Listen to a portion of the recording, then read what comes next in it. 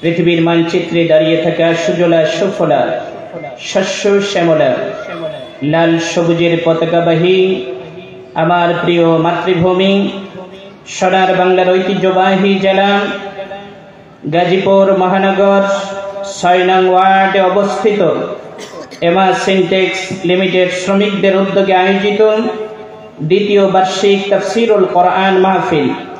অধ্যক্ষের মাহফিলের সভাপতি জনাব মোহাম্মদ আরিফুর রহমান, প্রধান অতিথি জনাব খালিদ মামুনুর রহিম, বিশেষ অতিথি জনাব তারেক মনসুরুর রহিম। আমার পূর্বে আলোচনা রেখেছেন অধ্যক্ষ মাওলানা মোহাম্মদ বজলুর রশিদ আশরাফি, মুন্সিগঞ্জ থেকে অনেক কষ্ট করে এসেছেন। আমি অল্প কিছু সময় কথা বলবো, এরপরেই আমাদের কাঙ্ক্ষিত মেহমান ইতিমধ্যেই আমাদের মাঝে উপস্থিত হয়েছেন। আন্তর্জাতিক খ্যাতিসম্পন্ন মুফাসসির কোরআন প্রখ্যাত আলিমে দ্বীন আল্লামা আবু সাঈদ নেসারি রংপুর। কিছুক্ষণ পরেই তিনি আসবেন। আল্লাহ রাব্বুল আলামিন আজকের মাহফিলের বক্তা, প্রধান অতিথি, বিশেষ অতিথি, সভাপতি, আয়োজক, এই মাহফিলকে বাস্তবায়ন করতে গিয়ে যারা অক্লান্ত পরিশ্রম করেছেন, আল্লাহ তাআলা সকলের কুরবানিকে কবুল করুন। জোরে বলেন আমিন। আল্লাহ তাআলা সকলকে ইয়ারফা'না লাকা যিকরাক দান করুন। আল্লাহ তাআলার দরবারে লাখো কোটি শুকর ও সুজুদ পেশ করছি যে আল্লাহ তাআলা আমাদেরকে ভালোবেসে মহব্বত করে জান্নাতের বাগিচায় আসার, বসার, কিছু বলার, শোনার তৌফিক দিয়েছেন। হৃদয় নিংড়ানো ভালোবাসা দিয়ে সেই মাবুদকে জানাচ্ছি শুকরিয়া। সকলেই পড়ি আলহামদুলিল্লাহ। লক্ষ কোটি দরুদ ও সালাম পেশ করছি মানবতার মুক্তির দূত, উম্মতের কান্ডার, সাইয়্যিদুল বাশার, নির্যাতিত, নিপীড়িত, লাঞ্ছিত, বঞ্চিত, অপমানিত, অবহেলিত মানুষের চিরন্তন বন্ধু, মক্কার মতি, মদিনার জ্যোতি, সকল কুলের সাথী, বিশ্ব সভার সভাপতি মুহাম্মদ আরবি সাল্লাল্লাহু আলাইহি ওয়াসাল্লামের প্রতি জানতে চাচ্ছি আপনারা সকলেই কেমন আছেন। অবস্থায় বোঝা গেল বেশি ভালো নাই। কেমন আছেন? তাহলে ফাঁকা জায়গা না রেখে কাছাকাছি বসেন ইনশাআল্লাহ। আর যারা এদিক সেদিক আছেন তাড়াতাড়ি ইনশাআল্লাহ মাহফিলের প্যান্ডেলে বসে যান। বাইরে থাকলে মাহফিলের কোনো সফলতা আপনারা পাবেন না। শুধু শুনবেন যে বক্তা কি সুর দিল, আর আপনার বাবার বিরুদ্ধে, আপনার নেতার বিরুদ্ধে কি গেল, আপনি রাজনীতি খুঁজবেন কালকে। ঠিক নয় কি? আছে না কিছু? কুত্তার কাজ কি? আজান শুনলেই কি করে? আওয়াজ দেয়। এটা কার কাজ? কথা কয় না। কিসের কাজ? আমরা এখানে মানুষ বসা আছি, আমরা তো এরকম ঘেউ ঘেউ করব না, কিন্তু ডাইনে বামে এখানে সেখানে থাকবে কিছু দুনিয়ালোভী মানুষ, দুনিয়ার চিন্তায় যারা বিমোহিত থাকে, আখিরাতকে ভুলে যায়। এই মানুষগুলি শুধু হুজুরদের কথায় রাজনীতি খুঁজে, আর কিছু পায় না। আচ্ছা বলেন তো, মুসি চিনেন কারা কারা? একটু হাতগুলো উঠান তো। মুসি চিনেন? মুসির কাজ কি বলেন তো? হ্যাঁ, জুতা সেলাই করে। মুসির নজরটা কোন দিকে থাকে? বলেন বলেন, কোন দিকে থাকে? পায়ের দিকে, পায়ের জুতার দিকে নজর থাকে। এই রকম কিছু দুনিয়ালোভী, আখিরাতকে ভুলে গিয়ে এইরকম কিছু মানুষের নজরটা শুধু রাজনীতির দিকে। ঠিক নয় কি? এই যে নজর, এটা কি ভালো নজর না খারাপ নজর? এই খারাপ নজর রাখা যাবে না। আমি ভূমিকায় তেমন কথা বলবো না, যেহেতু আমার পরে প্রধান মেহমান আছেন, তিনি গুরুত্বপূর্ণ কথা বলবেন। আমি ঘন্টাখানিক কথা বলবো। আমার ভাইদের কাছে, মুমিন মুসলমানদের কাছে আবেদন রাখবো, যারা রাস্তাঘাটে দোকান পাশে আছেন, আপনারা ইনশাআল্লাহ মাহফিল প্যান্ডেলে বসবেন। যথেষ্ট সুন্দর আয়োজন করেছেন আমার এমা সিনটেক্সের শ্রমিক ভাইয়েরা। যদি আমরা এদিক সেদিক থাকি তাহলে কৃপণতা হবে। কৃপণতা করলে কি আল্লাহর জান্নাতে যাওয়া যাবে? আমরা এই কাজ করব না ইনশাআল্লাহ। সম্মানিত ভাইরা আমার, যেহেতু তাফসিরুল কোরআন লিখেছেন, তাফসিরুল কোরআন মাহফিল সম্পর্কে আমার আল্লাহ রাব্বুল আলামিন কোরআনুল কারীমের ভিতরে সুন্দর করে কোট করে দিয়েছেন। এই কোরআনের মাহফিল পাওয়ার পরে খুশি হবে কারা? আল্লাহ রাব্বুল আলামিন কোরআনুল কারীমের ভিতরে সুন্দর করে কোট করে দিয়েছেন, কুল বিফাদলিল্লাহি ওয়া বিরাহমাতিহি ফাবিযালিকা ফালইফরাহু হুয়া খায়রুম মিম্মা ইয়াজমাউন।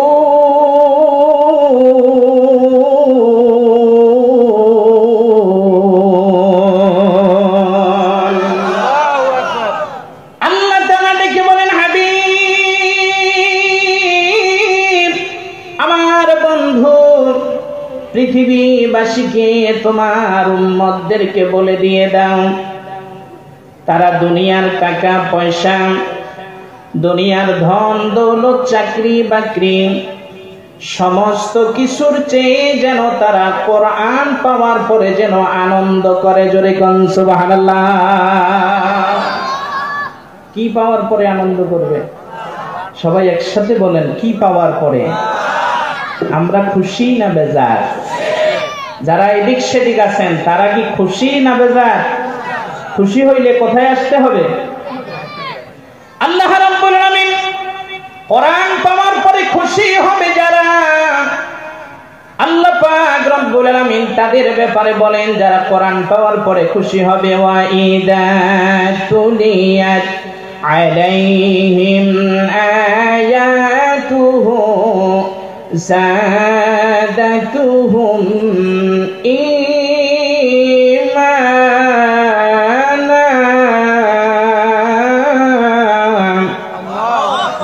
আরেকটু জোরে। আল্লাহ বলেন আর যখন তাদের সামনে কোরআন যখন তেলাওয়াত করা হবে, এই কোরআনের তেলাওয়াত শোনার সাথে সাথে তাদের ঈমানের পাওয়ারটা বাড়ায়া দিবেন যিনি। একটু মুসলমানের মতো বলেন তো তিনি কে? আল্লাহ বলেন প্রথম তারা খুশি হবে, খুশি হয়ে যখন কোরআনের মাহফিলে বসে আনন্দ করবে। আল্লাহ জীবনের পরতে পরতে সর্বমহলায় ঘুরেছি, তুমি বলেছ ওয়াসারিউ ইলা মাগফিরাতিন মির রাব্বিকুম ওয়া জান্নাতিন আরদুহা কাআরদিস সামা।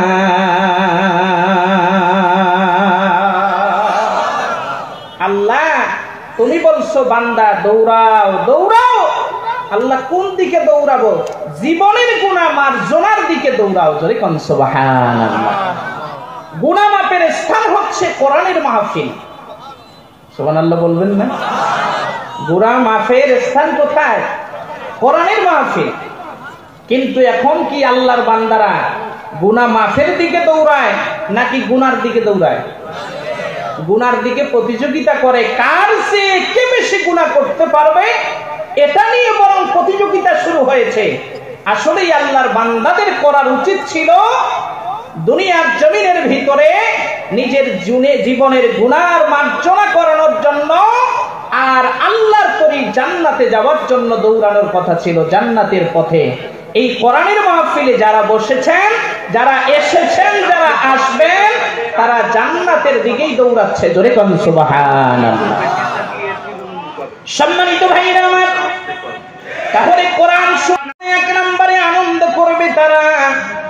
আনন্দের কারণে আল্লাহ বললেন এই ব্যক্তিগুলোকে আমি আল্লাহ তাআলা তাদের ঈমানটাকে বাড়ায় দিয়ে দিব। আর ঈমানের পাওয়ারটা বাড়ার পরে এরা যখন আমার ইস্তিগফারের দিকে দৌড়াবে, আমার রাস্তায় যখন গুনাহ মার্জনার জন্য দৌড়াবে, জান্নাতের দিকে যখন দৌড়াবে, আমি আল্লাহ তাআলা ঘোষণা দিয়ে দিলাম ওয়া ইযা কুরিয়াল কুরআনু ফাসতামি وأنصتوا لعلكم ترحمون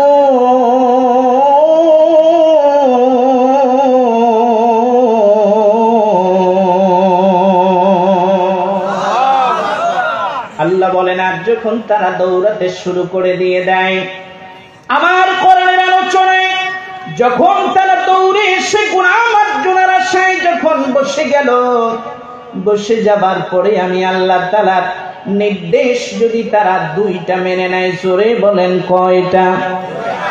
আর একটু জোরে। দুইটা নির্দেশ। এক নাম্বার, চুপচাপ করে বসে যায়, কোনো কথা বলে না, চুপচাপ করে যখন আমার কোরআন শ্রবণ করা শুরু করে দিয়ে দেয়, আমি আল্লাহ রব্বুল আলামিন তাদের উপরে রহম নাযিল করি, তার মানে তাদের জীবনের গুনাহগুলিকে মাফ করে দিয়ে দেয়। খুশি না বেজার? সবাই খুশি না বেজার? তাহলে জোরে বলেন তো আল্লাহু আকবার। আর একটু জোরে বলেন আল্লাহু আকবার। খুশি তো? সম্মানিত ভাইরা আমার, এই হলো কোরআনের মাহফিলের এক শ্রেণীর মানুষ যারা আল্লাহর কোরআন পেয়ে খুশি হয়ে যায়, তাদের ঈমানের পাওয়ারটাকে আমার আল্লাহ বাড়াইয়া দিয়ে দেয়, তারা চুপচাপ করে বসে যায় আল্লাহর কোরআনের মাহফিলে। এই শ্রোতাদের ব্যাপারে আমার আল্লাহর নির্দেশ হলো তাদের জীবনের গুনাহগুলিকে আল্লাহ মাফ করে দিয়ে দেয়। আরেক শ্রেণীর শ্রোতার ব্যাপারে আমার আল্লাহ তাআলা সুন্দর করে কোট করে জানিয়ে দিয়েছেন, ওয়াকালাল্লাযীনা কাফারু লা তাসমাউ লিহাযাল কুরআনি ওয়ালগাউ ফীহি লাআল্লাকুম তাগলিবুন।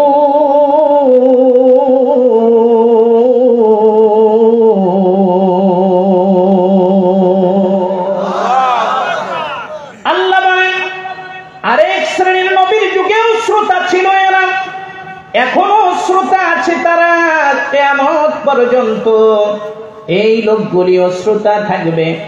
তাদের কথা হলো, ওয়াকালাল্লাযীনা কাফারু লা তাসমাউ লিহাযাল কুরআন, তোমরা কোরআন শুনো না, ওয়ালগাউ ফীহি, কোরআন শোনার পরিবর্তে হট্টগোল করো, দোকানে পাশারে আড্ডা মারো, বিশৃঙ্খলা সৃষ্টি করো, কোরআনের মাহফিলকে তোমরা পণ্ড করে দিয়ে দাও।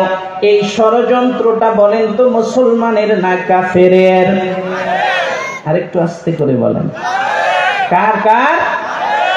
কাফেররা। তারা চায় না আল্লাহর কোরআন চলুক এই দুনিয়ার জমিনের ভিতরে। আল্লাহর কোরআন তারা নিজেরাও শুনবে না, জাতিদেরকেও শুনতে দিতে চায় না। এই রকম মানুষ বলেন তো বর্তমান পৃথিবীর বাংলাদেশে আছে না? না, তবে জরুরি নাই। আছে আছে। আমি কি রাজনীতির কথা বললাম? কারো বিরুদ্ধে বললাম না? আল্লাহ বলছে লা তাসমাউ, তারা বলে তোমরা কখনোই কোরআন শুনতে যেও না। তাহলে কি করব? ওয়ালগাউ ফীহি, বরং কোরআনের মাহফিলে হট্টগোল করো, কোরআনের মাহফিলে ভেজাল লাগাও, কোরআনের মাহফিলকে নিয়ে ষড়যন্ত্রে মেতে উঠো। তে লাভ কি? লাআল্লাকুম তাগলিবুন, হতে পারে তোমরা সফল হবা। আসলেই বলুন তো পৃথিবীতে কোন কাফের কি সফল হয়েছে? বলুন, হয়েছে? সফল হয়েছে যারা মুমিন হলো, তারা জীবনের গুনাহ মার্জনা করতে পেরেছে, যারা সফল কাম হয়েছে তারা। একটু পরেই আমি যে আয়াতে কারিমা তেলাওয়াত করেছি সেই আয়াতের তাফসীরের ভিতরে ধারাবাহিক কথা আসবে ইনশাআল্লাহ। তাহলে প্রথম মুমিনদের ঈমান বেড়ে যায়, কাফেরদের কোরআন শুনলে শয়তানি কথা কয় না কি বাড়ে? তাহলে কোরআনের মাহফিল সবার ভালো লাগে না। 3 নাম্বার, রাসূলুল্লাহকে আল্লাহ তাআলা কোরআনুল কারীমের আয়াত নাযিল করে জানিয়ে দিলেন, হাবিব আমার বন্ধু, তোমার যুগে এই শ্রোতা থাকবে, কিয়ামত পর্যন্ত এই দলটা থাকবে। ওয়া ইযা কিলা লাহুম তাআলাউ মা আনসালাল্লাহু ওয়া ইলার রাসূল الرسول رأيت المنافقين يصدون عنك صدودا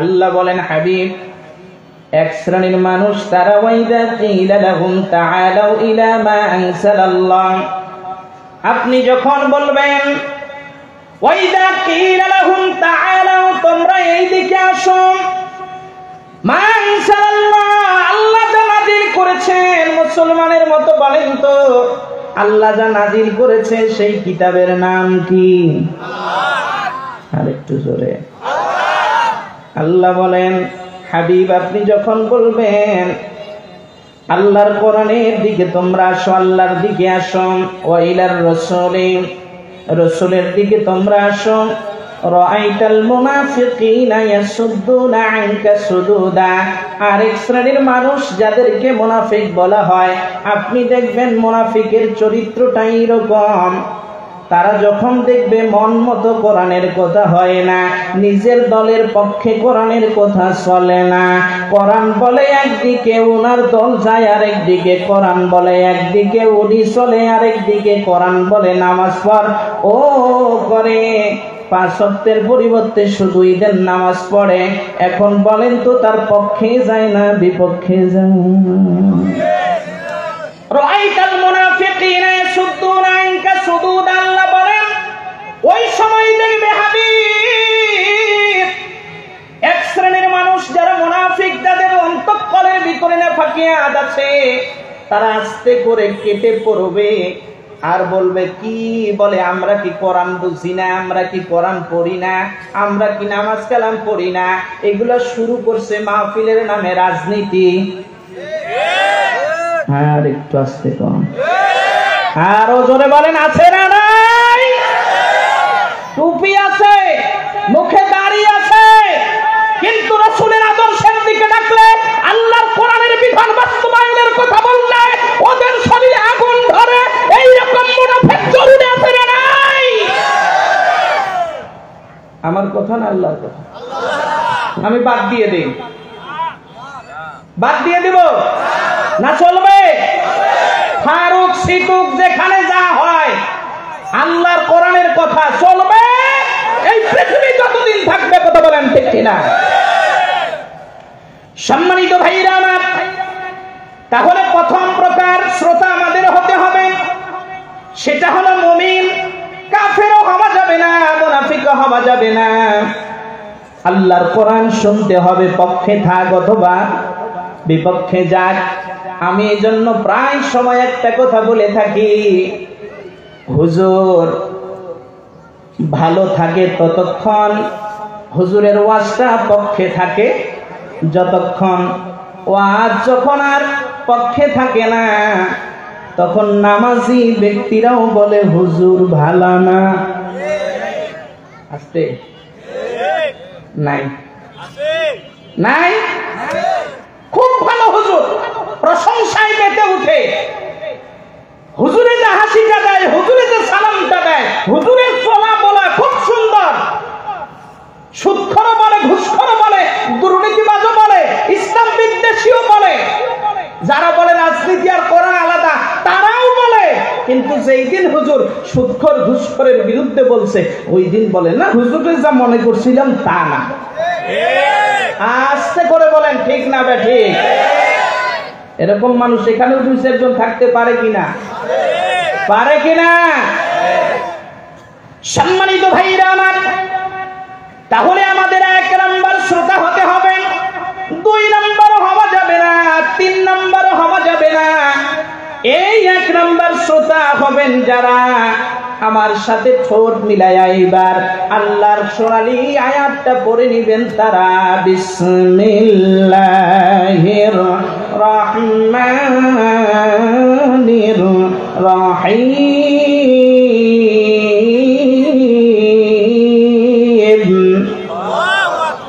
ইয়া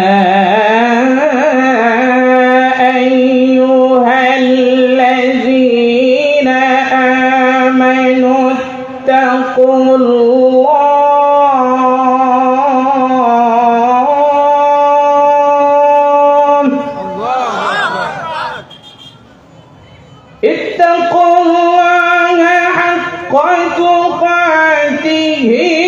ولا تموتن إلا وأنتم مسلمون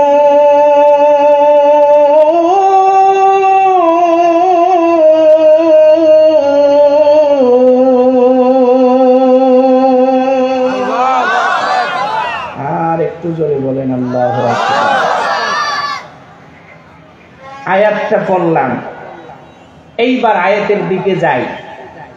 আল্লাহ তাআলা কোরআনুল কারীমের ধারাবাহিকতার দিক থেকে 3 নাম্বার সূরা সূরাতুল আলে ইমরান, এই আলে ইমরানের 102 নাম্বার আয়াতে কারিমা একটা আয়াত তেলাওয়াত করেছি, যেহেতু 1 ঘন্টা কথা বলবো ইনশাআল্লাহ। আল্লাহ তাআলা এই জায়গায় পাঠ করেছেন 4টা, জোরে বলেন কয়টা? 1, আল্লাহ তাআলা বললেন ইয়া আইয়ুহাল্লাযীনা আমানু, ওহে যাহারা ঈমান এনেছো। কি এনেছো বলেন তো? আর একটু জোরে বলেন, কি এনেছো? 2 নাম্বার, ইত্তাকুল্লাহ, আল্লাহকে ভয় করো। বলেন কাকে ভয় করতে বলছে? হাক্কা তুকাতিহি, শুধু ভয় করলে হবে না, লোক দেখানো, ভয় করার মতো ভয় করো। বলেন কিসের মতো? একসাথে সবাইকে বলতে হবে, কিসের মতো? ভয় করার মতো ভয় করো। ওয়ালা তামুতুন্না, মৃত্যুবরণ করো না। এই পৃথিবীতে যত বড় হুজুরি আসছে, বলেন কেউ কি থাকতে পারছে? যত বড় পিশাব আসছে থাকতে পারছে?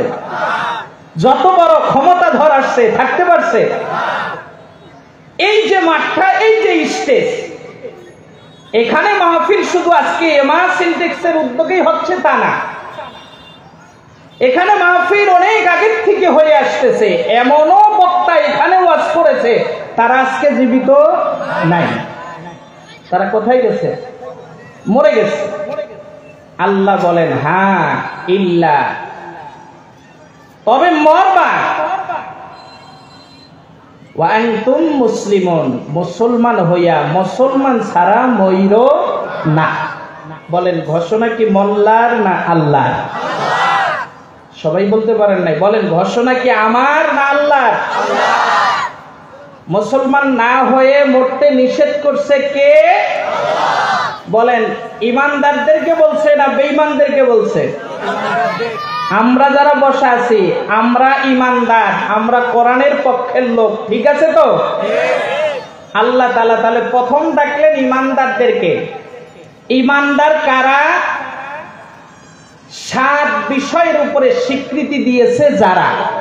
বলেন কয় বিষয়ের উপরে? 7 বিষয়ের উপরে যারা স্বীকৃতি দিয়েছে, মেনে নিয়েছে, তারাই হলো ইমানদার। আমার সাথে পড়েন আমানতু বিল্লাহি ওয়া মালাইকাতিহি ওয়া কুতুবিহি ওয়া রুসুলিহি ওয়াল ইয়াউমিল আখিরি ওয়াল কদরি খাইরিহি ওয়া শাররিহি মিনাল্লাহি তাআলা ওয়াল বা'সি বা'দাল মাউত। এই 7 প্রকার 7টি বিষয়ের উপরে স্বীকৃতি দেওয়া মানেই হচ্ছে উনি আল্লাহ তাআলার স্কুল ইমানদারের খাতায় নাম লিখিয়েছেন। আমরা এই 7টা বিষয়ের উপর স্বীকৃতি দিয়েছি তো ইনশাআল্লাহ। এখানে আলী নওয়াজ স্কুল আছে, নিউরন স্কুল আছে, এই রকম যাওয়ার পরে একটা ভর্তি ফরম দেয় না? ভর্তি ফরমের এখানে আপনার কিছু শর্তাবলী পূরণ করতে হয়, এই দিকে কিছু শর্ত অপর পেজের ভিতরে থাকে। এই আইন কারণ মানতে পারলে স্কুলের ছাত্র, না মানতে পারলে ছাত্র না। আচ্ছা বলেন দৈনন্দিন স্কুলে যাইতে হবে, পরীক্ষায় অংশগ্রহণ করতে হবে, মাসে ফি দিতে হবে। কোন ছাত্র স্কুলে একদিনও যায় না, বছর শেষে গিয়ে যদি বলে যে আমি আলী নওয়াজ খান স্কুলের ছাত্র, আচ্ছা বলেন দায়িত্বরত কর্তব্যরত যে টিচাররা আছেন তারা এটা মেনে নিবে তো? কেন নিবে না? তার শর্ত সে পূরণ করে নাই। আমরাও এরকম শর্ত পূরণ করেছি 7টি বিষয়ের উপরে। যদি আমরা এটার থেকে সরে যাই, ওই স্কুলের ইমানদার স্কুলের ছাত্র আমরা না, আল্লাহর স্কুলের ছাত্র আমরা না। এখন বলেন, আমরা কি সে আল্লাহর স্কুলের ছাত্র থাকতে চাই? যারা একটু ডান হাত বাম হাত উঠান তো, তারা লিল্লাহে তাকবীর। আল্লাহর স্কুলের ছাত্র থাকতে চান?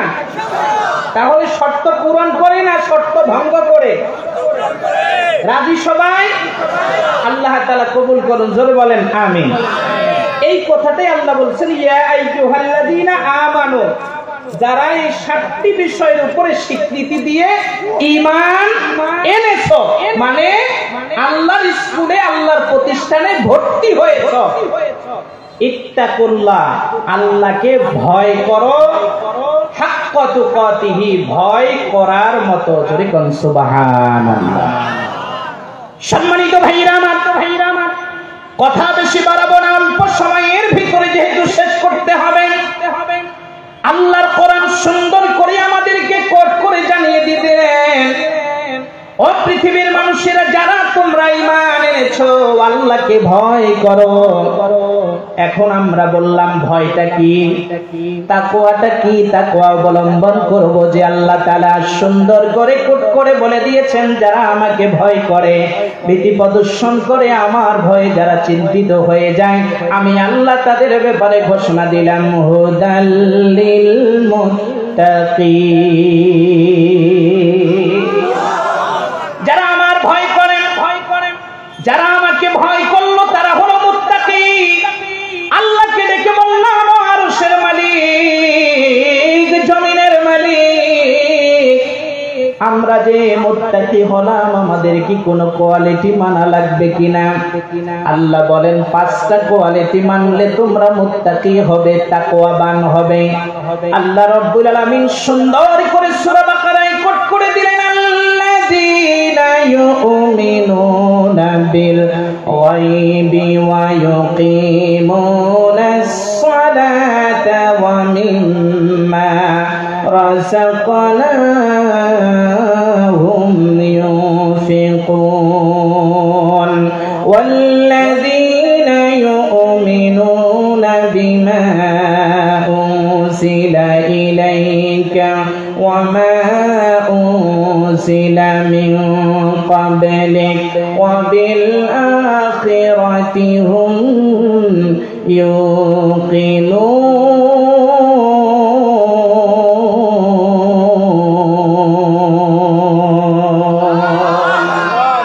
আল্লাহকে বললাম, আল্লাহ তাকওয়াবান কারা? আল্লাহ বলল, মুত্তাকি যারা। আল্লাহকে বললাম, আল্লাহ মুত্তাকি তাহলে কারা? আল্লাহ বলেন, 5টি বিষয়ের উপরে ঈমান রাখলো যারা, এই মানুষগুলাই মুত্তাকি। 1 নাম্বার, আল্লাযীনা ইউমিনুনা বিল গায়ব, অদৃশ্যের প্রতি যারা ঈমান আনলো, বিশ্বাস স্থাপন করলো। ওয়া ইউকিমুনাস সালাত, 2 নম্বরে নামাজ প্রতিষ্ঠা করলো। ওয়া মিম্মা রাযাকনাহুম ইউনফিকুন, আমার দেওয়া রিজিক থেকে আমার রাস্তায় যারা ব্যয় করলো। এই 3টা কোয়ালিটি। নাম্বার 4 নম্বরে যে ব্যক্তি আমার নাজিলকৃত কিতাবকে মেনে নিয়ে নিল, এর মানে বিশ্বাস স্থাপন যারা করলো। 5 নাম্বার হচ্ছে, এই দুনিয়ার জীবনটা, এই জিন্দেগিটা আসল জিন্দেগি নয়। তারা যদি বিশ্বাস স্থাপন করে, 5 নাম্বার হলো, এই দুনিয়াতে আমরা যা কিছু করতেছি, ভালো করতেছি, মন্দ করতেছি, অন্যায় করতেছি, অপরাধ করতেছি, যা কিছু করতেছি, আখিরাতে আমাদেরকে যাইতে হবে, কবরে যাইতে হবে, হাসরে উঠতে হবে, হাসরের ময়দানে বিচার হবে। আখিরাতের উপরে 5টা বিষয়ের উপরে যারা বিশ্বাস স্থাপন করবে, আল্লাহ রাব্বুল আলামিন বললেন, তারাই আমাকে ভয় করার মতো ভয় করলো। জোরে কোন সুবহানাল্লাহ। কয়টা বিষয়? আরো জোরে বলেন, কয়টা? 1 নাম্বার, গায়বের প্রতি বিশ্বাস। যা দেখি না, যা দেখি তা তো মানি, যা দেখি না তারপরেও মানি। কিন্তু আমাদের দেশে কিছু মানুষ আছে, 2 চোখে যা দেখি না তা আমি, বলেন 2 চোখে যা আমি দেখি না তা আমি মানি না। এই লেভেলের কিছু মানুষ বলেন তো বাংলাদেশেও আছে না নাই? এইরকম একজন নাস্তিক, তিনি একজন আলেম, এইভাবে করে বক্তব্য দিচ্ছেন, আল্লাযীনা ইউমিনুনা বিল গায়ব,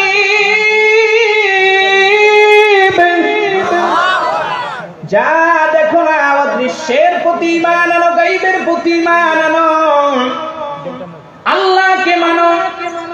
এবার এই নাস্তিক গিয়ে আলেমকে বলে, তুমি কি আল্লাহকে দেখেছো? বলে আল্লাহকে দেখা যায় না, লান তারানি, কখনোই দেখা সম্ভব হবে না।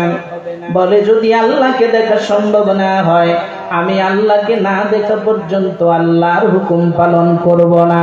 বলে তুমি কি মনের থেকে বলতেছো না মুখেই বলতেছো? বলে হ্যাঁ, মনের দিক থেকেই বলতেছি, যা দেখি না তা আমি, বলেন বলেন, যা আমি দেখি না তা আমি মানি না।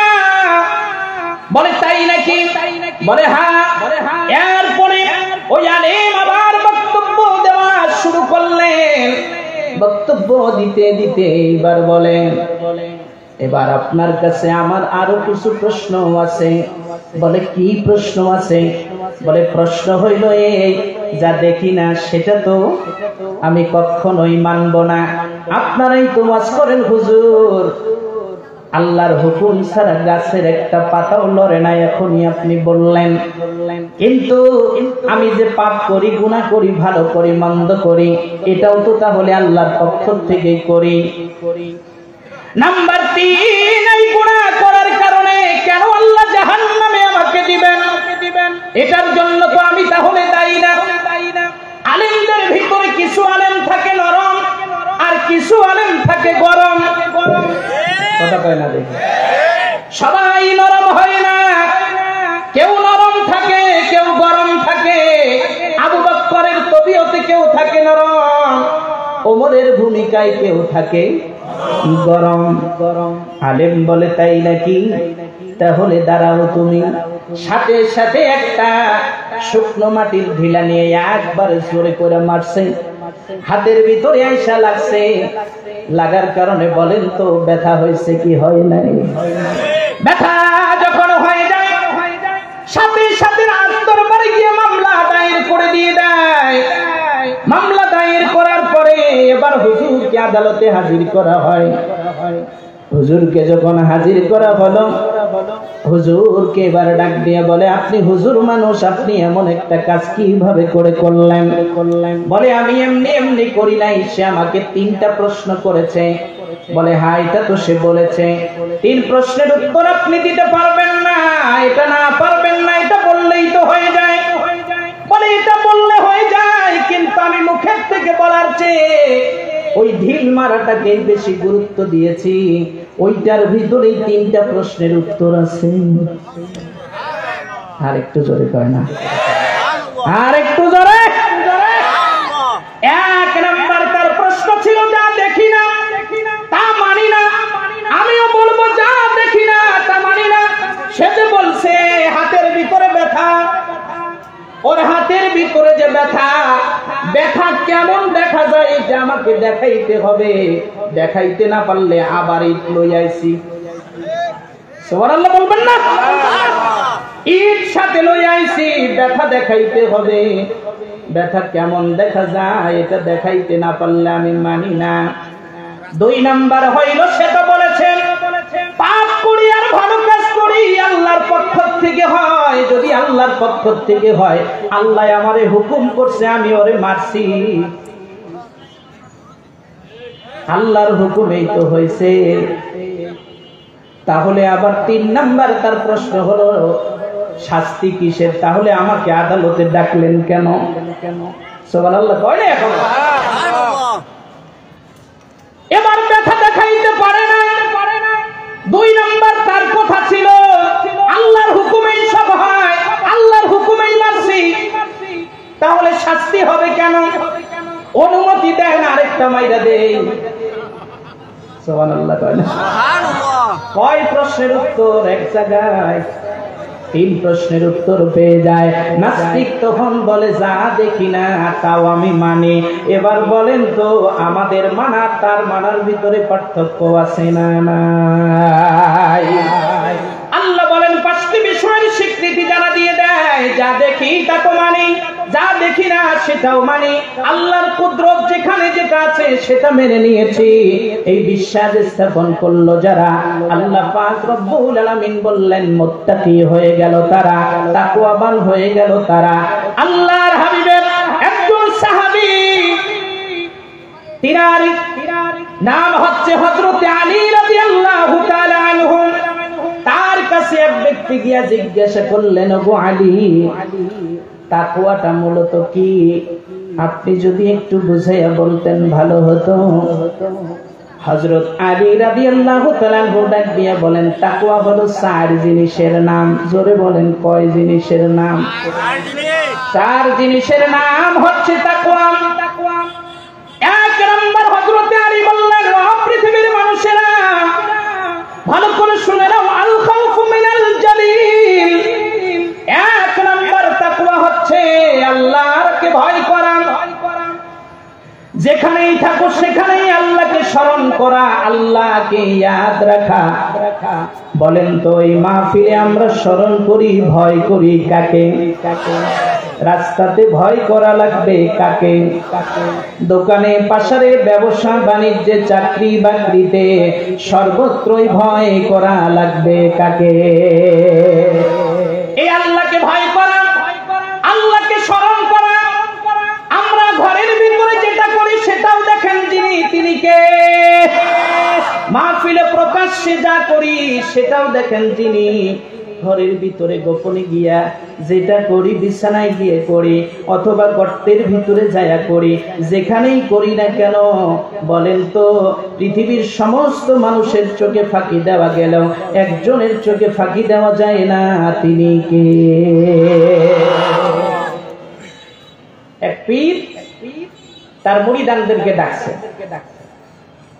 এটা আবার কোরআন হাদিস না। পিশাব কাকে ডাকছে বলেন তো?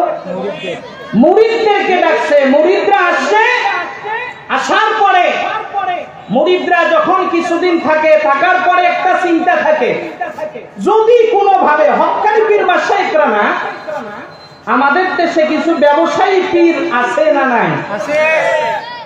এই ভণ্ড পীরদের উদ্দেশ্য হলো কোনোভাবে যদি বাবার কাছ থেকে খেলাফতটা পাইতে পারি তাহলে আজীবন আর কিছু করা লাগবে না। উনি পীর, উনি মরার পরে ওনার ছেলে পীর, তারপরে নাতি পীর, এইভাবে করে সিলসিলা জারি থাকবে। কথা কয় না? তো মুরিদানরা কি মুখে বলতে চায়, মুখ দিয়ে না বললেও পিশাবরা কিছু বুঝে কি বুঝে না? আপনি বাড়ির কর্তা, আপনার স্ত্রী, আপনার সন্তান আদি কি বলতে চায় আপনি মুখের দিকে দেখলেই কিছুটা অনুভব করতে পারেন। তো মুরিদরা বলে দীর্ঘদিন 10 বছর 15 বছর আছি, পিশাব হুজুরের কোনো ইজাজত পাই না, খেলাফতের কথাটা তো বলা যায় না। তো পিশাব ভাবলো যে যেহেতু তোমাদের খেলাফতের আশা, উনি সবাইকে ডেকে বলছে যে শোনো, আজকে তোমাদের একটা পরীক্ষা দিব, পরীক্ষায় পাশ করবে যে খেলাফত পাবে সে। তবে শর্ত হলো এই পরীক্ষায় পাশ করতে হবে। সবাই বলতেছে হুজুর আমি আগে পাশ করব, কারণ আমার পরীক্ষা দিয়ে অভ্যাস আছে। হুজুরের কথা হলো সবাইকে, খাদেমকে বলা হলো সবাইকে একটা করে মোরগ ধরায় দাও। কি ধরায় দাও?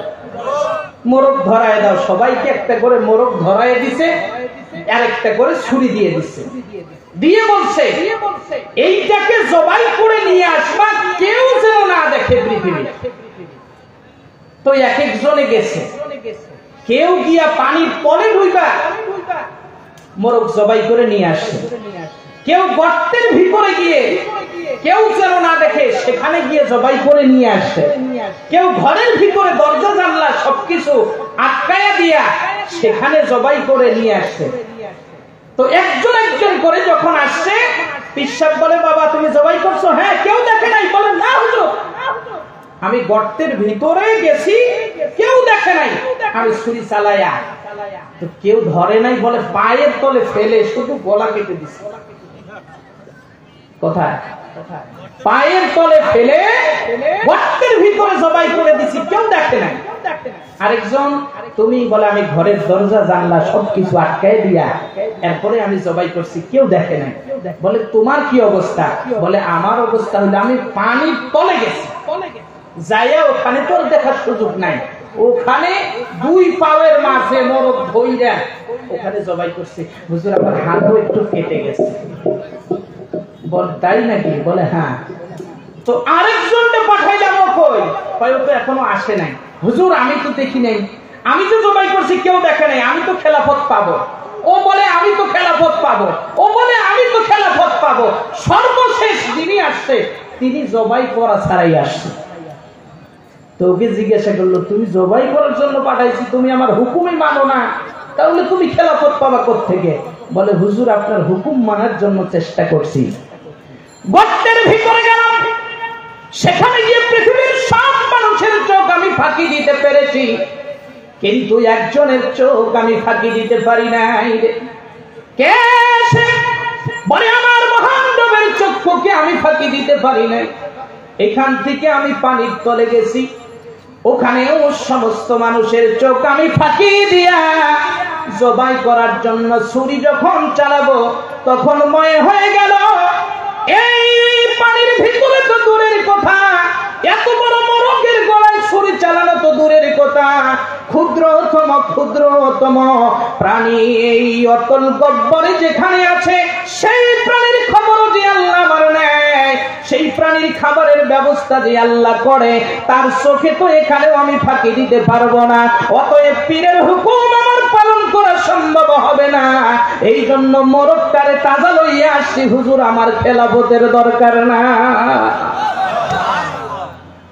আল্লাহর ওলি ডাক দিয়া বলে বাবা, ওরা যেহেতু দুনিয়ার মানুষের চোখে ফাঁকি দিতে পেরেছে, আল্লাহর চোখে যে ফাঁকি দেওয়া যায় না, এই ঈমানে কি ওদের ভিতরে নাই? ওদেরকে খেলাফত দিলে শুধু অন্যের বাড়ির মরক চোখে পড়বে, মুরিদের গরু চোখে পড়বে, মুরিদের অর্থ সম্পদের দিকে নজর পড়বে।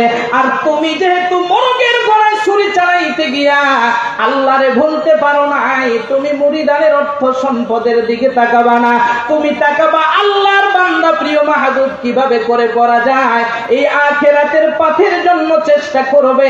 আজকের খেলাফতের দায়িত্বটা আমি তোমাকেই দিয়ে দিলাম, একটু জোরে জোরে বলা যাবে কি সুবহানাল্লাহ? তাহলে ভয়টা করতে হবে। এই মাহফিলে যেমন আল্লাহকে ভয় করছি, দুনিয়ার জমিনে যতদিন বাঁচবো, যেখানেই থাকবো, ভয় করা লাগবে কাকে? আর একটু জোরে বলেন কাকে? আল্লাহকে ভয় করা লাগবে। তাহলে তাকওয়ার 4টা কথা হযরত আলী রাদিয়াল্লাহু আনহু বলেন, 1 নাম্বার আল খাউফু মিনাল জালিল, আল্লাহকে ভয় করতে হবে, এইটা হলো তাকওয়ার 1 নাম্বার। 2 নাম্বার হচ্ছে আল আমালু বিতানজিল, কোরআনের আলোকে জীবন গড়া লাগবে। জোরে কোন সুবহানাল্লাহ। কোরআনের বাইরে, ইসলামের বাইরে আমার জীবন চলতে পারে না। আমার ব্যক্তি জীবন যেমন চলবে না, আমার পারিবারিক জীবন তেমন চলবে না, আমার সামাজিক জীবন তেমন চলবে না, আমার রাষ্ট্রীয় জীবনও তেমন চলবে না। জোরে কোন ঠিক কিনা? নাম্বার 3, হযরত আলী রাদিয়াল্লাহু আনহু বলেন 3 নাম্বার আল কনাআতু বিল কলিল, 3 নাম্বার হচ্ছে তাকওয়া। 3 নাম্বার ব্যাখ্যা তিনি বললেন, 3 নাম্বার গুণ থাকবে, আল্লাহ যা আমাকে দিয়েছেন এটার উপরে অল্প দেখ আর বেশি দেখ, যা দিয়েছেন এটার উপরে সন্তুষ্ট থাকতে হবে। আমরা এখন এটার উপরে সন্তুষ্ট থাকতে পারি না, যার কারণে এখন অন্যায়, অপরাধ, অশ্লীলতা, বেহায়াপনা, মারামারি, কাটাকাটি ক্রমান্বয়ে বেশি না কম। আল্লাহ যা দিয়েছেন এইটার উপরে খুশি থাকি। আল্লাহ আমাকে 10,000 টাকা দিয়েছেন, 10,000 উপরে খুশি থাকি। কিন্তু আমাদের চিন্তা চেতনা হলো 10কে 20 করা যায় কিভাবে, 20 আছে যা 30 করা যায় কিভাবে, 40 করা যায় কিভাবে। কথা বলেন ঠিক না? ঠিক। তাহলে আমার ভাইরা 3 নম্বর হচ্ছে আল কনাআতু বিল কলিল। আল্লাহ তাআলা যা দিয়েছেন এটার উপরে কমে হইলেও এটার উপরে সন্তুষ্ট থাকবো ইনশাআল্লাহ। নাম্বার 4 ওয়াল ইস্তিআদাদু লিয়াউমির রহিম। তাকওয়া হচ্ছে 4 নম্বরে এই দুনিয়ার জমিনের ভিতরে আমি আজকে আছি কিন্তু আগামীকাল থাকবো না, সামনে থাকার কোনো সুযোগ নাই, এই দুনিয়ার থেকে জুদা হয়ে আখিরাতে যাইতে হবে। 4 নাম্বার এই চিন্তা যদি কারো ভিতরে থাকে, বলেন তো এই মানুষটা অন্যায় অপরাধ করতে পারে নাকি? পারে? অন্যায় করতে পারবে না, মানুষ হত্যা করতে পারবে না, চুরি করতে পারবে না, রাহাজানি করতে পারবে না, কাউকে গালি দিতে পারবে না, অন্যায় ভাবে কারো জায়গা দখল করতে পারবে না। এটা হচ্ছে এই 4টি বিষয় হযরতে আলী রাদিয়াল্লাহু তাআলা আনহু ব্যাখ্যা করলেন তাকওয়া। হযরতে ওমর রাদিয়াল্লাহু তাআলা আনহুর কাছে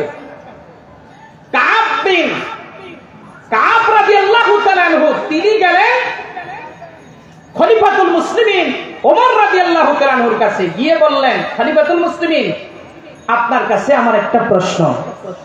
প্রশ্নটি কি? প্রশ্ন হলো তাকওয়া কি, তাকওয়া কাকে বলে, এই বিষয়টা আপনি আমাকে বলবেন। ওমর রাদিয়াল্লাহু তাআলা আনহু কাবকে ডেকে বললেন, কাব তুমি তাহলে শোনো, তোমাকে তার পূর্বে আমি একটি প্রশ্ন করতে চাই। তুমি সংকীর্ণ কষ্টকাঠিন্য একটি পথ অতিক্রম করছো, যেদিকে এদিকে যাও এদিকেও কাটা, এইদিকেও কাটা, এইদিকেও কাটা, সব দিক থেকে কাটা, কিন্তু এই পথ পাড়ি দিয়ে তোমাকে গন্তব্যে যেতে হবে। সেই গন্তব্যে যাওয়ার জন্য তোমার প্রচেষ্টা কেমন থাকবে? তিনি বললেন, আমিরুল মুমিনিন আমার প্রচেষ্টা থাকবে আমার শরীরে যেন কাটা না বিধে, কোন ময়লা আবর্জনা যেন আমার শরীরে, আমার কাপড় যেন স্পর্শ না করে, আমি আটো সাটো হয়ে সর্বোচ্চ সতর্কতার সাথে চলবো। ওমর রাদিয়াল্লাহু তাআলা আনহু বললেন, দুনিয়া হচ্ছে এই রকম পাপের সাগরে হাবুডুবু খাচ্ছে, এর মাঝে তোমাকে এই রকম করে আটো সাটো হয়ে তোমাকে দেখে দেখে বেছে বেছে পথ অতিক্রম করে তোমার গন্তব্য জান্নাতে যেতে হবে। জোরে কোন সুবহানাল্লাহ। এটা কি বলেন তো? বলেন কি? তাকওয়া। আমরা তাকওয়া বলতে কি বুঝি?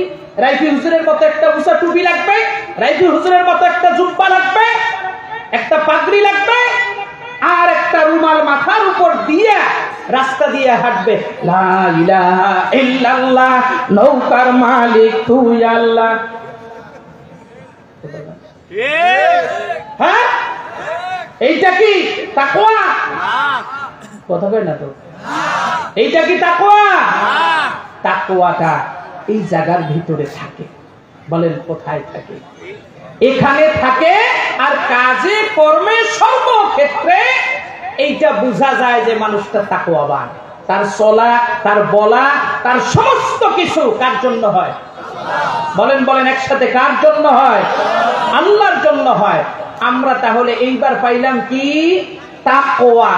এই তাকওয়ার মতো তাকওয়া কিভাবে হবে? ভয়ের মতো ভয় কেমনে হয়? হযরত আলী রাদিয়াল্লাহু তাআলা আনহু জিহাদের ময়দানে গেছেন, যুদ্ধের দামামা বেজে গেল। আলী রাদিয়াল্লাহু তাআলা আনহু যুদ্ধের ময়দানে যাবার পরে যুদ্ধ করতে করতে পায়ের ভিতরে এসে আঘাত খেলো, একটা লোহার কড়া ঢুকে গেল। হযরত আলী রাদিয়াল্লাহু তাআলা আনহু যুদ্ধের ময়দান থেকে যখন ফিরে আসলেন, সাহাবীরা লোহার কড়া ধরে টানতেছিলেন। সাহাবীরা যখন লোহার কড়া ধরে টানে, হযরত আলী রাদিয়াল্লাহু তাআলা আনহু বলে, ভাই তোমরা যেন লোহার কড়া ধরে টানো না, তোমরা যেন আমার কলিজা ধরে টানতেছো, আমি ব্যথা সহ্য করতে পারি না। হযরত আলী রাদিয়াল্লাহু তাআলা আনহু এই কথা বলার পরে আল্লাহর হাবিব ডেকে বললেন, সাহাবীরা আমার আলীর লোহার কড়া ধরে তোমরা টানো না, তোমরা থাকতে দাও।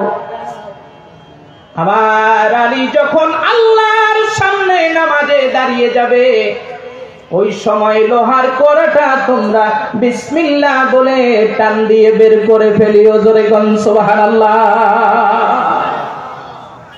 হযরত আলী নামাজের মুসল্লায় তার লোহা বের করা হলো, লোহার কড়া বের করা হলো পায়ের থেকে। এরপরে হযরত আলী রাদিয়াল্লাহু তাআলা রক্তগুলিকে মুছে দেওয়া হলো, নবীজির লালা মোবারক লাগিয়ে দেওয়ার পরে বন্ধ হয়ে গেল। হযরত আলী রাদিয়াল্লাহু তাআলা নামাজ শেষ করলেন। শেষ করার পরে সাহাবীরা জিজ্ঞাসা করলেন, আলী গো, তোমার পায়ে যে লোহার কড়া ঢুকেছিল ওটা কোথায়? আলী রাদিয়াল্লাহু তাআলা বলেন, আমি বলতে পারবো না, আমি তো জানি না। দেখে বলল, আপনার লোহার কড়া ধরতেছিলাম, আপনি বললেন আমার কলিজা ধরে যেন তোমরা টানতেছো। কিন্তু নামাজের মুসল্লায় যখন দাঁড়িয়ে গেছেন তখন লোহার কড়া বের করলাম, আপনার রক্তক্ষরণ হচ্ছিল, রক্তগুলি মুছে দিয়ে নবীজির লালা মোবারক লাগাই দিয়ে বন্ধ করলাম, কিন্তু আপনার পাটা পর্যন্ত একটু লড়লো না। আলী রাদিয়াল্লাহু তাআলা বলেন, আমি আমার রবের সামনে যখন দাঁড়িয়ে গেছি আমার দুনিয়ার কোনো খোঁজ খবর আমার ছিল না। জোরে কোন সুবহানাল্লাহ। এইটা হচ্ছে হাক্কা তুকাতিহি, ভয় করার মতো ভয়। জোরে কোন সুবহানাল্লাহ। আরেকজন সাহাবী, তিনিও নামাজের মুসল্লায় দাঁড়িয়েছেন। কার সামনে? বলেন বলেন, কার সামনে? আল্লাহর সামনে দাঁড়িয়েছেন। উনার ছোট্ট বাচ্চাকে সাপে ধরছে, সাপ পেঁচায় ফেলছে। স্ত্রী চিল্লা পাল্লা করছে। পাশের লোকেরা এসে বাচ্চার যে সাপ ধরেছিল পেঁচিয়ে ফেলেছে, সাপকে মেরে ফেলছে। উনি নামাজ শেষ করার পরে দেখে বাড়িতে অনেক লোকজন। বিবিকে ডাক দিয়ে বলে, বিবি, এত মানুষ আমার বাড়িতে কেন? বলে, কেন, তুমি কিছু জানো না? বলে, না, তা তো কিছু জানি না। বলে, তুমি যখন নামাজের মুসল্লায় তোমার ছেলেকে এই যে দেখো আস্ত বড় সাপ এটা পেঁচিয়ে ফেলছিল, আমার সন্তান চিৎকার করেছে, আমি চিৎকার করেছি, পাশের লোকজন এসে সাপকে মেরে আমার বাচ্চাকে তারা হেফাজত করেছে। বলে, আমি তো কোনো কিছুই বলতে পারি না, কারণ দাঁড়িয়েছি আমার রবের সামনে। রবের সামনে দাঁড়াইলে দুনিয়ার কোনো কিছুর কথা মনে থাকে না। এই জন্য যারা আল্লাহকে ভয় করে, আল্লাহকে যারা ভয় করে নামাজ পড়ে, ওরা সমাজের প্রতিনিধি হয়ে গেলে সমাজে কোনো চুরি ডাকাতি থাকবে না। কথা বলেন ঠিক না বেঠে? নারে তাকবীর, আল্লাহু আকবার, নারে তাকবীর, আল কোরআনের আলো, ভারতের দালালেরা, নারে তাকবীর। সম্মানিত ভাইরা আমার, তাহলে আল্লাহকে ভয় করার মতো ভয় করতে হবে। দ্বিতীয় পয়েন্টে আছে, আল্লাহকে যদি আমরা ভয় করার মতো ভয় করি, আল্লাহ পাক রব্বুল আলামিন কোরআনুল কারীমের ভিতরে বলে দিয়েছেন, যারা তাকওয়াবান হবে, আল্লাহকে ভয় করার মতো ভয় করবে, আল্লাহ তাআলা তাদেরকে 5টা পুরস্কারে পুরস্কৃত করবে। জোরে কোন সুবহানাল্লাহ। আপনারা কি রাগ করতেছেন? বেজার হচ্ছেন? আমি কি 5টা পুরস্কারের কথা বলবো নাকি আলোচনা শেষ করব? হ্যাঁ, চলবে? তাহলে এটা হলো তাকওয়া। তাকওয়াবান হয়ে গেলে আল্লাহ তাআলা বলেন, আমি 5টা পুরস্কার দেব। নাম্বার 1, 1 নম্বরে যেই পুরস্কার আমি আল্লাহ রব্বুল আলামিন দিয়ে দিব, সেইটি হচ্ছে আল্লাহ তাআলা কোরআনুল কারীমের সূরা আনফালের ভিতরে 29 নম্বর আয়াতে কারিমায় বলছেন, ইয়া আইয়ুহাল্লাযীনা আমানু ইন তাত্তাকুল্লাহা ইয়াজআল লাকুম ফুরকানা।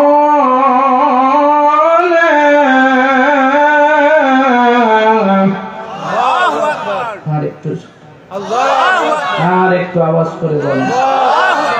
আল্লাহ বলেন, ঈমানদাররা, তোমরা যদি ঈমান আনো, ইন তাত্তাকুল্লাহ, তোমরা যদি আল্লাহকে ভয় করো, ইয়াজআল লাকুম ফুরকানা, এমন এক জিনিস তোমাদেরকে দিব, হক আর বাতিলের পার্থক্যকারী যন্ত্র তোমাদেরকে আমি আল্লাহ দিয়ে দিব। ধরে কোন সুবহানাল্লাহ। হক আর বাতিলের পার্থক্যকারী যন্ত্র হলো কোরআন। এই কোরআনের জ্ঞান আল্লাহ তাআলা আপনাকে আমাকে দিবেন, এই কোরআনের হেদায়েত আপনাকে আমাকে দিবেন। আল্লাহ তাআলা আরেক জায়গার ভিতরে সুন্দর করে কোট করে জানিয়ে দিয়েছেন, কিতাবুন আনজালনাহু ইলাইকা লিতুখরিজান নাসা মিনাজ যুলুমাতি ইলান নূর।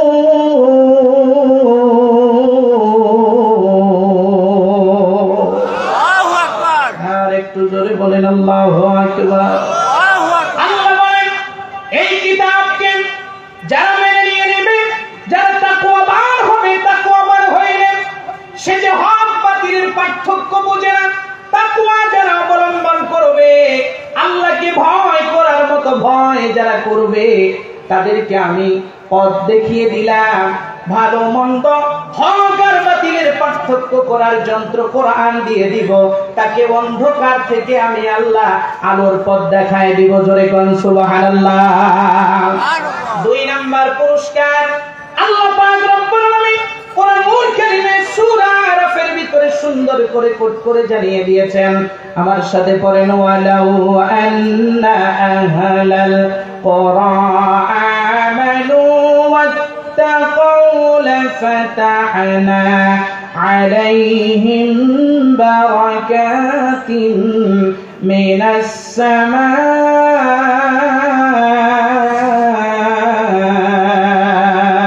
ওয়াল আরদ। আল্লাহু আকবার। আরেকটু জোরে। আল্লাহু আকবার। ভোল্টেজ কমে গেল নাকি? আল্লাহু আকবার। একসাথে বলেন তো আল্লাহু আকবার। আল্লাহু আকবার। আল্লাহ বলেন, আল্লাহু আন্না হালাল কুরা আমানু ওয়াত্তাকাউ লাফাতাহনা আলাইহিম বারাকাতিন মিনাস সামাই ওয়াল আরদ। জোরে কোন সুবহানাল্লাহ। আল্লাহ বললেন জনপদের লোকেরা ঈমান এবং তাকওয়া যদি অবলম্বন করতে পারে, আমি আল্লাহ তাআলা আসমান এবং জমিনের সমস্ত বরকতের দরজাগুলি খুলে দেব। সুবহানাল্লাহ। আর জোরে কোন সুবহানাল্লাহ। সুবহানাল্লাহ। সম্মানিত ভাইরা আমার, আসমানে এবং জমিনে যত বরকত আছে সব বরকতের দরজাগুলি খুলে দেবে। একটি মাত্র উদাহরণ আপনাকে যদি দেই, এই তো আফগানিস্তানের দিকে তাকান একটুখানি। এই আফগানিস্তান এই তো 2-3 বছর আগে ওদের এই পেটের চামড়াটা পিঠের সাথে লেগে গিয়েছিল। মিডিয়ার সামনে এসে ক্ষুধার তাড়নায় তারা হাজারি করতেছিল, খাবার নাই, তাদের উপর কোনো বরকত নাই, তারা একবারে নিঃশেষ হয়ে যাচ্ছে। ছোট্ট বাচ্চাগুলি পর্যন্ত খাবার চাই বলে চিল্লাইল।